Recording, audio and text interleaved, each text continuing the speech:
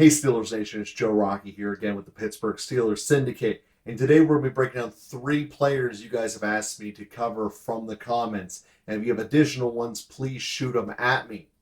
The first one is going to be Jack Campbell, Defensive Player of the Year in the NCAA, winning Best Linebacker of the Year, Jack Campbell from the University of Iowa. The second one is going to be Clemson's All-World defensive tackle, or Bryan Bresee. And I believe it's how you say it is Bryan Bresee. If I'm wrong, please someone let me know, but you all don't need to let me know. And the final one is going to be defensive end from The Ohio State University, Jack Harrison. So I hope you guys enjoy the breakdowns of these guys. As always, send me anyone you want me to talk about that I haven't yet. Because this is lying season, I'm not going with the stories that are the current trends, if you will, or the current rumors. I want to give you the value of talking about who it is you care about. So again, Steelers Nation, enjoy. Jack Campbell, best linebacker in the NFL according to the NCAA last year, out of the University of Iowa. So with Campbell, I don't believe he's the cup of tea that the Steelers want, because we just basically signed 2 people who are exactly like this. Campbell is a big guy, 6'5", 250. He is basically a middle of the field, tackle what he sees type. Now, there are a couple major red flags I see with his game when we talk about what the Steelers need out of the position in this year, 2023, and also in the overall perspective of where the league is at. So he is a traditional run stopper. However, he doesn't get behind the line of scrimmage to make tackles at a proportional rate to other middle linebackers. He just doesn't miss tackles. So we look at last year, only about a third of his tackles were short of the sticks. Meaning when he brought someone down, he stopped a first down from being made. So that's a really bad starting point. Granted, it's Iowa, but it's also a fact that he's not coming up and attacking it. 143 tackles, only 6 of them for a loss. When we look at that, that's a guy who brings people down when he makes contact, which he does. Dude makes tackles, people don't break away from him, but he's not the attacking or truly coverage type. And I get that everyone has probably seen the highlight from his junior year when he made the pick 6. Yeah, obviously that happened. But will that happen with his skill profile in the next level? I don't believe so. He's not laterally quick enough to do that. So I don't believe that he's going to be someone that we're going to say, boom, starter 10 years, no doubt. This is the guy we need to get. He's our sleeper, y'all. We're getting him at 49. No. I think that at best, he's a stopgap. I personally wouldn't have him above the 3rd round. I don't see anything that he is going to bring to the table that is truly special or unique above and beyond what we just signed at the inside linebacker position. And given the fact that we were able to find 2 that were basically equals, obviously the one was more healthy than the other, I don't see where Campbell really would benefit the Steelers. However, I get why we are looking at him. We need an inside linebacker in this version of the NFL who can cover. And when I look at Jack Campbell in this regards from the University of Iowa, I don't see that ability. I see him being the kind of guy that tight ends want to have covering them, and then they put up tons of yardage. Jack Campbell is a future person who will be a first and second down linebacker who will play the entire game against the Patriots. But unless you're a running team, Jack Campbell isn't going to see the field a lot unless he's playing against a running team. And I don't really like the idea of going all out early for that, especially. We're talking 4th round and beyond. He's a fine floater. Doesn't exactly have the great speed that I would want to be a kickoff coverage guy, but there's certainly capability of getting faster to get there to do that. So when I look at Campbell, overall his game, good run stopper, and if you're not going to be a 3-down linebacker in the NFL, you're a fourth rounder or worse. I think skills-wise, he is bumped ahead of that because he's certainly capable of being an elite stopper. That puts him in the third round, in my opinion. But overall, from a scheme standpoint and a team-building standpoint, Jack Campbell brings an ability that in the 1990s would make him a borderline first-round pick. But in the current NFL, he's a square peg in a round hole. Bryan Bresee, University of Clemson, defensive tackle, 6'5", 300 pounds.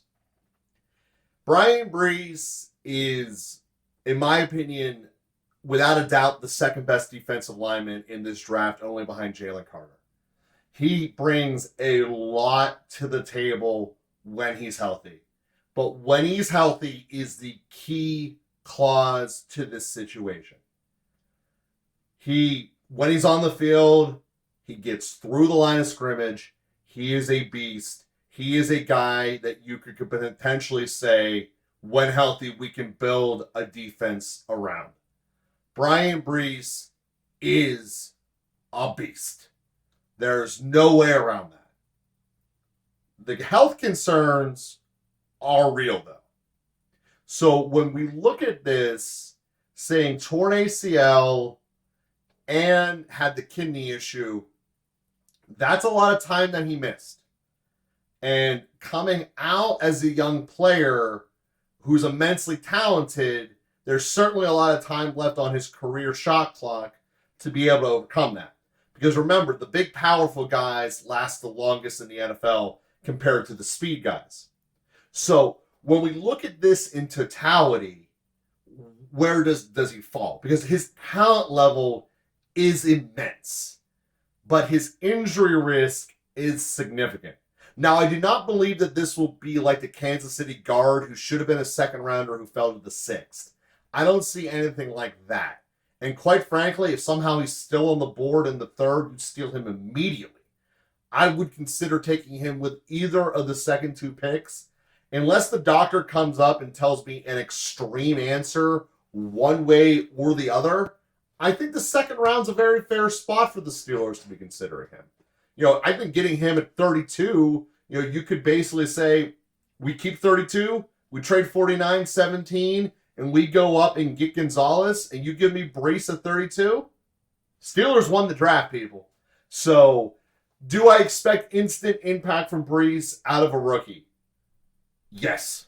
Yeah, I do. I think that he could not necessarily be the opening day starter, but I do think that he can get significant reps in a rotation between Ogunjobi, Liao, and Cam.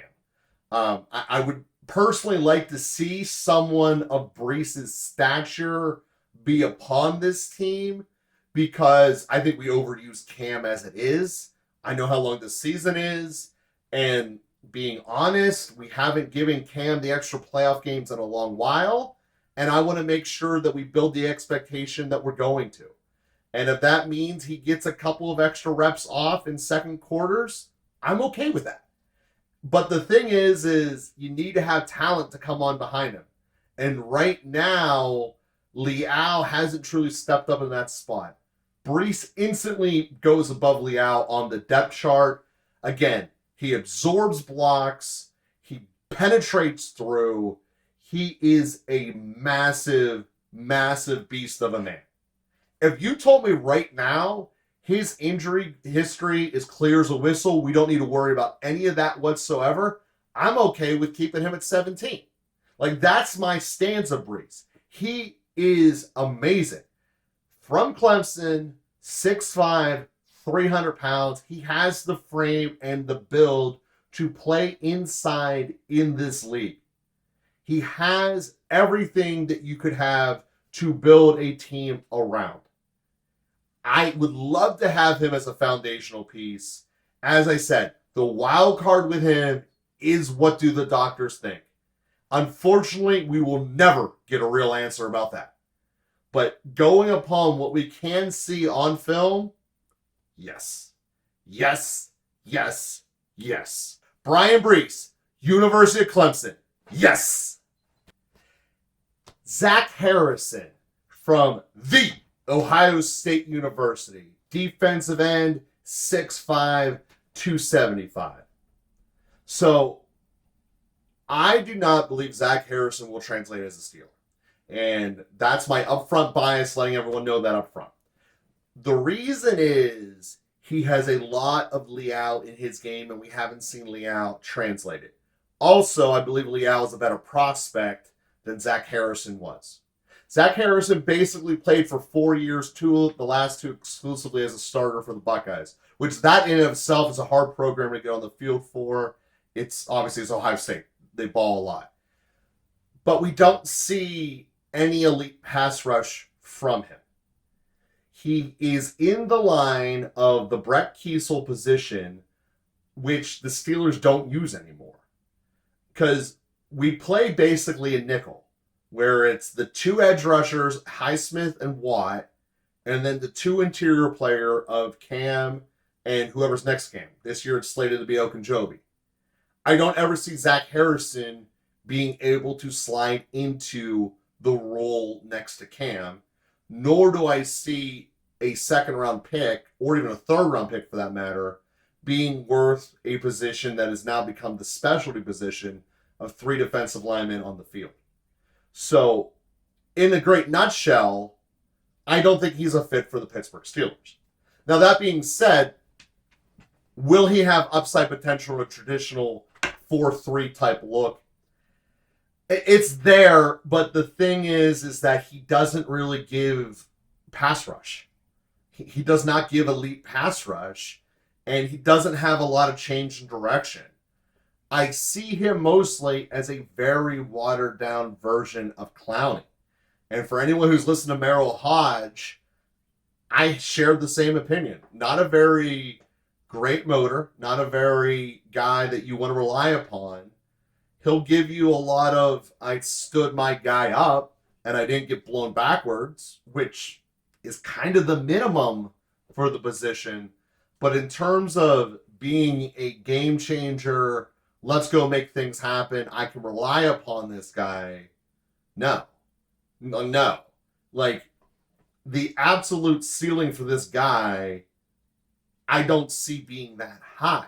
Just for the simple fact that he didn't do it. And when we look at the majority of his tape, he's okay with the minimum. And I say that because I see it. And when you have a player who is not going to basically trying to make a sack every single play and make penetration, you basically just get a guy who's essentially resting on his laurels. And, for some people going to big schools, this is what happens. This is in part why Alabama is starting to decline, guys.